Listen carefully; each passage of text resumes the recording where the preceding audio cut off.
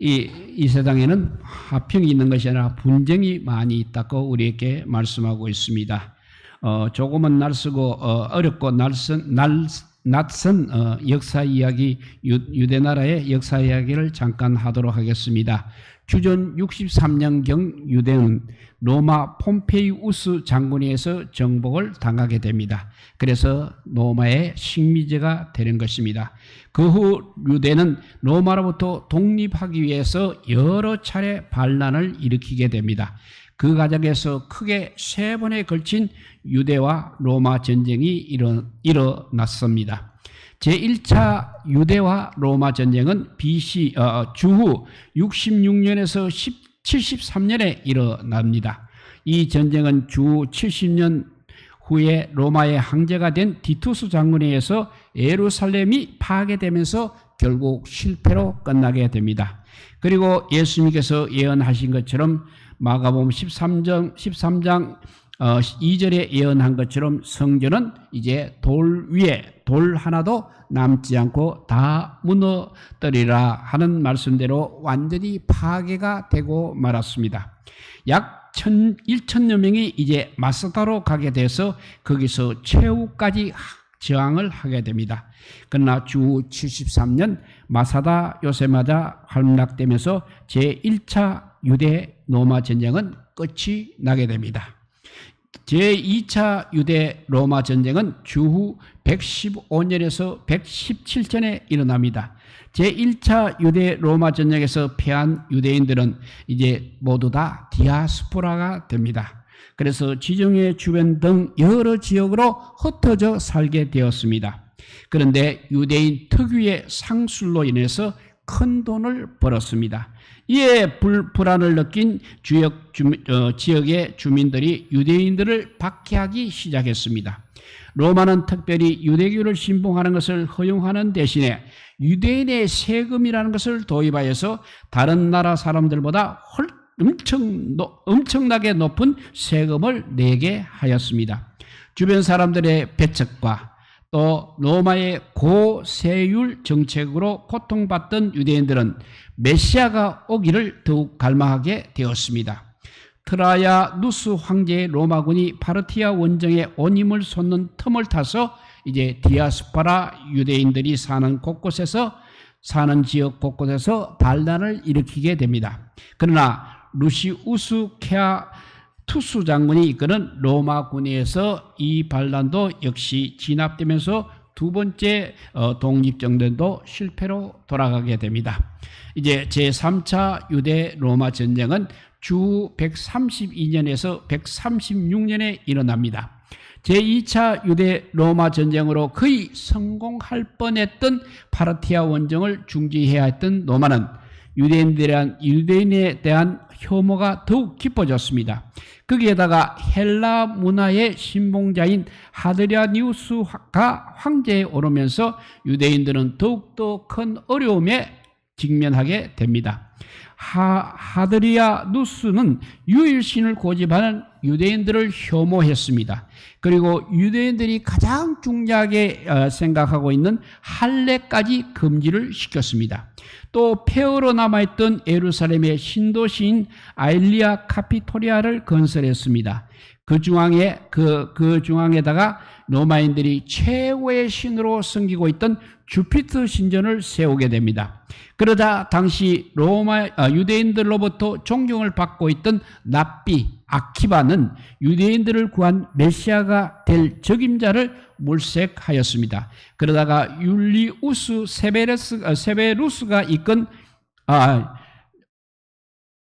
적임자를 몰색하다가 납비 아키바는 유대인을 구할 메시아가 될 적임자를 물색하다가 시몬 바르 코코바라를 유대의 메시아로 선언하게 됩니다.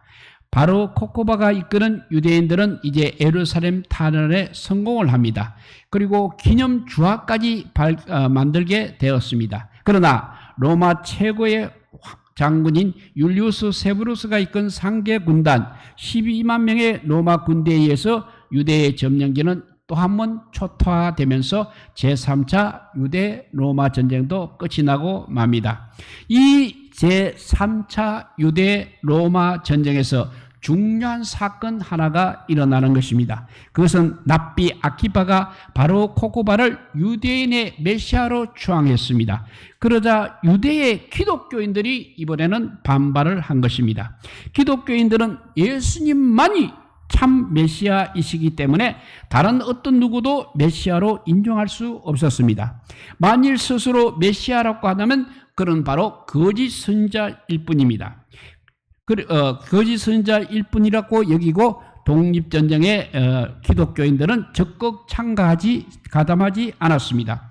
그 일로 인해서 또 유대교가 바로 기독교인들을 더욱 미워하게 되었습니다.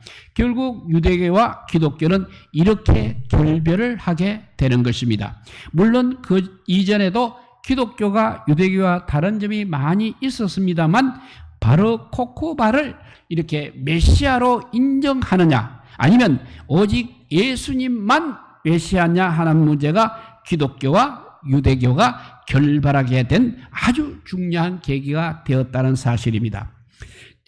이제 오늘 본문으로 돌아갑니다. 오늘 본문에서 예수님께서는 내가 불을 땅에 던지러 왔노라고 말씀하셨습니다. 불을 던지러 왔다는 말씀은 무슨 의미가 있는 것입니까? 오늘 본문 51절에 보면 51절에서 그 의미를 이렇게 설명해 주고 있습니다. 내가 세상에 화평을 주려고 온 줄 아느냐? 내가 너희에게 이르노니 아니라 도리어 분쟁하게 하려 함이로라 했습니다. 예수님께서 세상에 화평을 주러 오신 것이 아니라 도리어 분쟁하게 만들기 위해서 오셨다는 것입니다. 정말 쉽게 이해되지 않는 말씀입니다. 예수님과 분쟁이라는 말은 서로 어울리지 않기 때문입니다. 그렇다면 세상에 화평이 아니라 분쟁하게 만들기 위해 오셨다는 말씀은 무엇을 의미하고 있습니까? 같은 말씀을 기록하고 있는 마태복음에서는 분쟁하게 만든다고 하지 않고 금을 주러 왔다고 말씀하고 있습니다. 그 말씀이 마태복음 10장 34절입니다.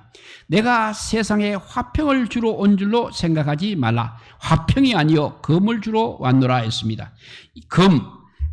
금을 주러 왔다는 말씀이 조금 더 오늘 본문을 이해하는 데 도움이 될 것입니다. 금은 단절을 의미하고 구별을 말하고 있습니다. 오늘 본문 51절에서 말씀하고 있는 분쟁이란 말은 서로 대적이 되어서 싸운다는 의미의 그런 분쟁이 아니라는 것입니다. 여기서 말하는 분쟁은 나눌 분자니까 둘로 나눈다는 뜻이 되겠습니다. 그러면 예수님께서 무엇을 왜 단절시킨다는 것입니까? 오늘 본문 이어 나오는 말씀에서 그것을 가르쳐주고 있습니다. 집안 식구 사이에 구별이 일어난다는 것입니다. 셋이 둘과, 둘이 셋과, 아버지와 아들이 아버지와, 어머니가 딸과 딸이 어머니와, 시어머니와 며느리가 시어머니와 분쟁 곧 단절이 일어난다는 것입니다. 누구 때문에 가족끼리 그런 분쟁, 단절이 일어나는 것입니까? 당연히 예수님 때문에 일어나는 것입니다. 왜냐하면 예수님을 구주로 영접하는 사람하고 영접하지 않는 사람 사이에 단절을 말하고 있는 것입니다. 이 단절은 가족 간에 더 이상 얼굴을 보지 않고 원수처럼 지내거나 서로 싸운다는 그런 뜻이 아닙니다. 아버지는 예수님을 잘 믿고 있는데 아들이 믿지 않으면 서로 원수처럼 지내는 관계가 되는 것이 아닙니다. 또 시어머니는 예수님을 믿는데 며느리가 예수님을 믿지 않는다고 해서 마치 서로 원수를 대하듯 사는 것을 말하고 있지는 않다는 것입니다. 이 말씀은 그냥 극단적인 사항을 전제하고 있는 말씀입니다. 본문 앞에 보게 되면 마지막 때를 살아가는 우리의 삶의 모습은 어떠해야 한다고 합니까? 예수님이 다시 오실 때 우리는 칭찬받는 청지기가 되어야 하는 것입니다. 그 말씀에서 오늘 본문이 주어졌습니다. 오늘 본문은 여전히 예수님의 다시 오심, 주님의 재림의 때를 전제하고 있는 말씀이 되겠습니다. 주님이 다시 오실 때 아무리 친하고 사랑스러운 가족이라도 결국은 다 누워질 수밖에 없다고 말하고 있습니다. 예수님을 구주로 영접하는 사람과 그렇지 않는 사람, 복음을 통해서 구원받은 사람과 그렇지 않은 사람이 이제는 예수님이 오시게 되면 엄격하게 구별된다는 것입니다. 예수님 때문에 가족이 나누어진다는 것입니다. 그러니까 그것은 바로 예수님을 영접하느냐 하지 않느냐 하는 것으로 말하고 있습니다. 주님이 다시 오실 때 예수님을 구주로 고백하고 믿음을 따라 지혜로운 청지기로 사는 사람은 하나님께 영접을 받게 되는 것입니다. 칭찬을 받을 뿐만 아니라 영원한 나라까지 들어가게 되는 것입니다. 반대는 예수님을 구주로 영접하지 않는 사람은 이 땅에 버려지게 되는 것입니다. 성경은 그런 사람을 향해서 마태복음 25장 30절에 이렇게 말씀하고 있습니다. 이 무익한 종을 바깥 어두운 데로 내쫓아라. 거기서 슬피우며 이를 갈미 있으리라. 이를 갈리라 했습니다. 여기서 슬피우며 이를 간다는 말씀은 우리가 이해하기 쉽게 말한다면 땅을 치고 후회하게 된다는 말씀입니다. 그러니까 예수님을 믿는 사람과 믿지 않는 사람은 이렇게 반드시 엄격하게 구별이 된다는 말씀입니다. 칭찬을 받고 영접을 받아 하늘나라 천국잔치에 초청을 받는 사람이 있는가 하면 어두운 데로 내어 쫓겨서 땅을 치며 후회하는 사람도 있다는 것입니다. 아무리 사랑하는 가족일지라도 세상에 살 때 아무리 서로 돕고 화목하고 사랑하는 가족이라 할지라도 그때는 예수님 재림하실 때는 분명하게 구원받은 사람과 버려진 사람 둘로 나누어지는 것입니다. 그러면 우리는 어떻게 해야 하는 것입니까? 이어 나오는 말씀은 우리에게 지혜를 가지라고 촉구하고 있습니다. 서쪽에서 구름이 일어나면 곧 소낙비가 오리라는 것을 알고 있습니다. 우리나라 환경과는 조금 다를 수 있지만 팔레스타인 지역은 바로 서쪽의 지중해라는 지중해와 접하고 있습니다. 그렇기 때문에 서쪽 지중해에서 일어나는 구름에는 항상 습기가 많이 담겨서 큰 비를 쏟아내곤 했습니다. 또 남풍이 불면 더위가 오리라는 것도 그들은 경험을 통해서 알고 있습니다. 팔레스타인 남쪽은 아라비아 사막이 위치하고 있습니다. 그래서 남쪽에서 불어오는 바람은 항상 사막의 뜨거운 바람을 몰고 옵니다. 이렇게 서쪽에서 구름이 오면 팔레스타인 남쪽에는 아라비아 사막이 위치하고 있어 남쪽에서 불어오는 바람은 사막의 뜨거움을 몰고 오는 것입니다. 이렇게 서쪽에서 구름이 일게 되면 곧 소나기가 내릴 것이라고, 그리고 남쪽에서 바람이 불게 되면 더워질 것이라는 것을 사람들은 이렇게 경험을 통해서 잘 알고 있었습니다. 예수님은 그것을 바로 예로 들면서 그렇게 천지의 기상은 풍간할 줄 알면서 어찌 이 시대는 풍간하지 못하느냐고 책망을 하시는 것입니다. 그러면 이 시대가 어떤 시대입니까? 예수님께서 오심으로 새로운 세계가 열리는 시대입니다. 율법의 무거운 짐을 지고 가야 하는 시대가 아니라 예수 그리스도의 복음이 선포되면서 자유와 해방이 선포된 시대입니다. 죄와 사망의 길을 가고 있던 사람이 이제 십자가 은혜 안에서 생명의 길을 찾아가야 하는 시대라는 것입니다. 그것만이 아닙니다. 그것을 오늘 우리 시대의 말씀으로 읽는다면 이제 곧 주님이 다시 오실 때입니다. 주님의 다시 오심을 기다리며 우리가 해야 할 일은 옛 생활을 벗어버리고 그리스도 안에서 새 사람이 되는 것입니다. 오늘 본문 앞에 나오는 못된 청지기처럼 자기 수하의 종을 때리고 먹을 것을 제대로 주지 않으면서 자신만 배불리 먹는 삶을 살았다면 이제는 회개하여 지혜로운 청지기처럼 살아야 하는 것입니다. 주인의 뜻을 따라 종들에게 때를 따라 먹을 것을 나누어 주고 주인이 밤늦게 오실지라도 주인을 기다리는 선한 종처럼 해야 한다는 것입니다. 그래야 다시 오실 주님 앞에 부끄럽지 않게 설 수 있다는 것입니다. 뭐 나중에 하면 되겠지, 또 뭐 그렇게 다급해라고 생각할지 모르겠습니다. 그러나 시간이 늦으면 안 되는 것입니다. 이어 나오는 말씀이 바로 그것을 가르쳐주고 있습니다. 고발하는 자와 함께 법관에게 갈 때 길에서 빨리 화해해야 한다고 했습니다. 길을 가고 있을 때가 바로 화해할 수 있는 마지막 기회라는 것입니다.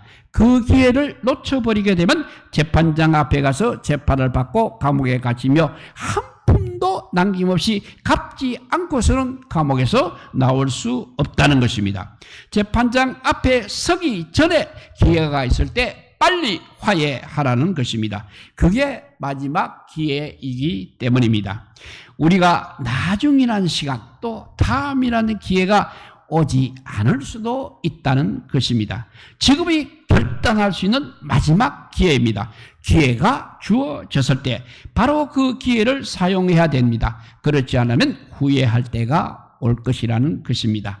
이 말씀은 지금이 예수 그리스도를 구주로 영접해야 할 마지막 순간일 수 있다는 뜻이기도 한 것입니다. 우리의 시간은 결코 많이 남아있는 것이 아닙니다. 우리에게 기회가 많이 남아있지 않을 수도 있다는 것입니다. 누가복음 12장 13절 이하에 나오는 어리석은 부자처럼 추수한 곡식이 많아졌을 때 더 큰 곡간을 지어 여러 해 설 물건을 쌓아놓고는 이제는 편안히 쉬고 먹고 마시고 절기자랐고 말하지만 오늘 밤에 죽을 수도 있다는 것입니다. 나는 여러 해 동안 즐길 수 있으리라 생각은 하지만 하나님의 생각은 다를 수도 있는 것입니다. 앞으로 즐길 수 있는 시간과 기회가 많다고 여유를 부릴 줄 모르지만 그게 아닐 수도 있다는 것입니다. 지금이 우리에게 마지막 순간일 수도 있는 것입니다. 그래서 내가 세상에 불을 던지러 왔다는 주님의 말씀은 바로 우리에게 결단을 촉구하는 말씀이 되겠습니다.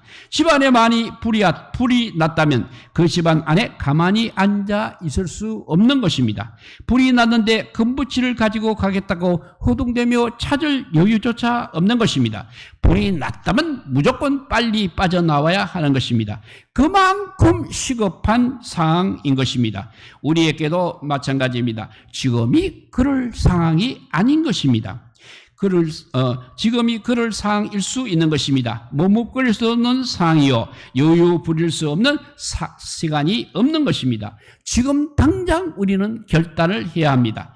지금 바로 그리스도의 편에 서도록 우리는 결단해야 하는 것입니다. 나중에 미루어서는 안 됩니다. 나중이라는 시간이 우리에게 영영 오지 않을 수도 있기 때문에 그렇습니다.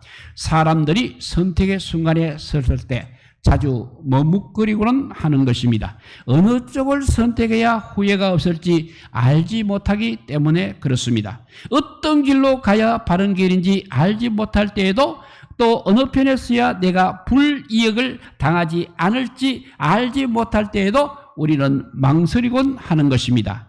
대학에 들어갈 때도 어느 대학, 어느 학과에 가야 내 인생에 도움이 되는지 알지 못하기 때문에 고민은 하기도 하는 것입니다. 또 어느 직장에 들어가야 내 꿈을 이룰 수 있을지 알지 못하기 때문에 직장을 선택할 때도 항상 주저하곤 하는 것입니다. 그러나 세상의 일들은 그렇게 어느 쪽을 선택해야 할지 알지 못해 고민되고 주저할 때가 많습니다만 단 하나 믿음에 있어서는 선택에서 주저할 이유가 전혀 없는 것입니다. 예수 그리스도를 나의 구주로 영접함에 있어서는 결코 시간을 늦출 이유가 없는 것입니다. 그것이 바로 우리에게는 영원한 생명의 길이기 때문에 그렇습니다. 세상 그 어디에도 우리에게 생명의 길은 없기 때문인 것입니다. 선택의 순간에 섰을 때 우리는 조심스럽습니다. 잘못 선택하면 낭패를 보는 일도 있기 때문입니다. 그러나 예수 그리스도를 우리가 선택하는 일에는 조금도 주저함도 망설임도 필요 없는 것입니다. 나중을 미루어서는 절대 안 되는 것입니다. 지금이 선택의 마지막 순간일 수 있기 때문입니다. 뿐만 아니라 우리가 살아가면서 선택의 순간에 섰을 때 정말 잘 선택해야 합니다. 무엇이 옳은 길인지, 무엇이 하나님의 뜻인지 반드시 찾아보아야 합니다. 그러나 하나님의 뜻임을 안다면 주저하지 말아야 한다는 것입니다. 하나님께 기쁨이 되고 하나님께 영광이 되는 일이라면 절대 미루어서도 안 되는 것입니다. 비록 내 욕망이 추구하는 것과는 다를지라도 말입니다. 그래서 우리가 이런 찬송을 부러워합니다. 찬송 가사를 한번 소개하면, 나의 평생에 가장 복된 일은 내가 예수님을 만난 것이라. 나의 평생에 가장 잘한 일은 내가 예수님을 주로 섬긴 것이라. 이 세상 살 동안 내가 걷는 길이 때론 험하여서 넘어질 때에도 주의 강한 손이 나를 붙드시니 나는 예수님만 주로 섬기며 살리. 나는 주를 섬기는 것에 후회가 없습니다. 내가 걸어온 모든 시간 다 주의 은혜니 내가 걸어갈 모든 날도 주만 섬기며 살리. 오직 예수 이름 부르며 살아가리라. 이 고백이 바로 오늘 우리 모두의 고백이기를 소망합니다. 아직 이 고백이 나의 고백이 되지 못하신 분들이 계신다면 지금 예수님을 구주로 영접할 수 있기를 소망합니다. 예수님 안에 거하며 예수님께서 주시는 복을 누리는 것보다 더 큰 복은 우리에게 없기 때문인 것입니다. 그리고 예수님을 나의 구주로 믿고 고백하신 우리들의 신앙의 길에서 무엇을 선택해야 할 순간이 다가온다면 나는 예수님을 나의 구주로 고백하는 신앙인이라는 사실을 기억하시기 바랍니다. 그러면 내가 어떤 선택을 해야 할지를 알게 될 것입니다. 아니, 하나님께서 우리에게 무엇을 선택해야 할지 지혜를 주실 것입니다. 그것이 내가 선택할 최선의 길이고 마지막 기회일 수도 있는 것을 기억하시기 바랍니다. 우리 모두 정말 주님을 선택해서 영원한 하나님 나라의 백성들이 되시기를, 영원한 생명의 길로 가는 성도들이 다 되시기를 주님의 이름으로 축복드립니다. 기도하겠습니다. 사랑의 하나님, 감사합니다. 이제 아버지여, 눈앞에 마지막 때의 현상들이, 징조들이 나타나고 있음에도 불구하고 교회는 점점 비어가고 있다고 합니다. 정말 아이러니합니다. 마지막 선택의 길이 남아있는데 아버지여, 전부 아버지여 다른 길로 가고 있으니 참 답답한 일입니다마는, 그래도 우리는 이 무더운 날씨 속에서도 오후 예배도 아버지여 참여해서 예배를 드리며 주님을 선택하기를 원하며 주님을 찬양하며 예배를 드리고 있습니다. 주님, 마지막에도 우리가 아버지여 그 선택의 길에 실수하지 아니하도록 주님께서 강하게 붙잡아 주시옵소서. 주의 길, 십자가의 길, 자기를 부인하는 길, 그리고 주님을 따르는 길에 우리가 주저하지 않는 믿음의 사람들이 되게 하여 주시기를 간절히 빌고 원하오며, 이 모든 말씀 아무 공도 없으나 우리 구주 예수 그리스도 이름으로 기도드리옵나이다. 아멘. 네, 찬송가